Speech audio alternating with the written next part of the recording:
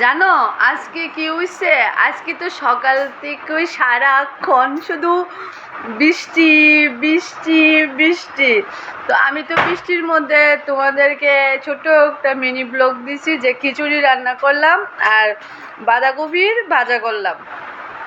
তারপরে আমি সব রান্না টান্না শেষ কইরা বাসন টাসন সব কিছু ধুইয়া তারপরে আমি বাথরুমে গেছি স্নান করুম।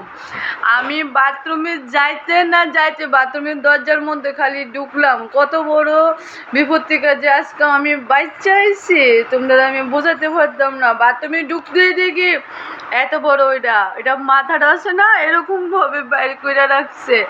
আমি দেখা দৌড়ে চিৎকার করে বাইরে গেছি গা।